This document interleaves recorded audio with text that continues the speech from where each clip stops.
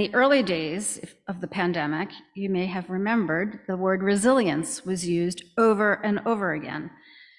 And in Latin, the word resilience, resiliere, literally means to leap or spring back, to rebound, recoil, or retreat. And when the pandemic broke out, you probably remember hearing things like, we have to overcome this. We need to be determined and show strength and endure and persist.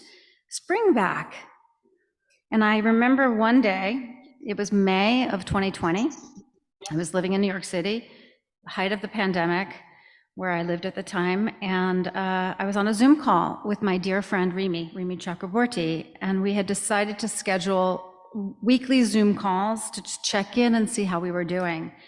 And as we each were talking about what we were seeing in our communities, I said, and we actually have the Zoom call recorded from this one session, I said, I am tired of being told to be resilient.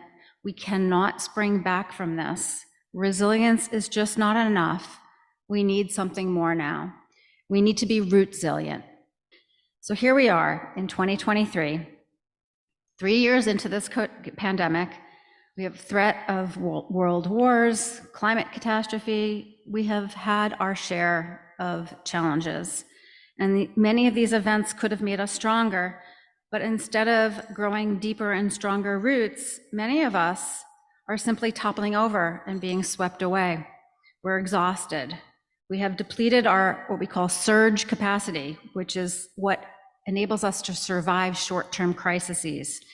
And many women are numbing out with alcohol, too much exercise, drugs, food, our phones. We're disconnecting from ourselves, disconnecting from our roots, and disconnecting from being the leaders that our world needs.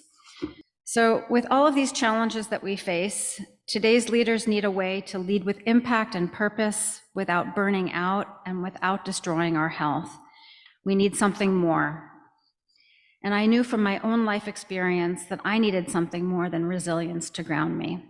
So the framework that Rimi and I created is called Beyond Resilience to Rootzilience.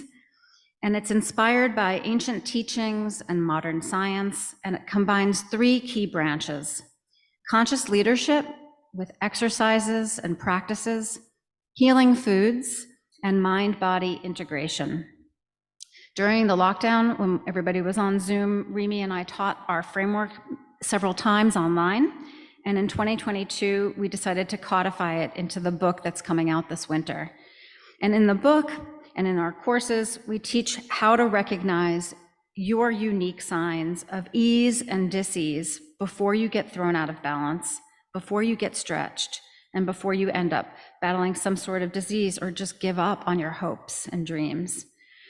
So we invented this word, rootzilience, because we believe that in order to affect real transformational change, we need new language to describe what change we're looking to make in the world.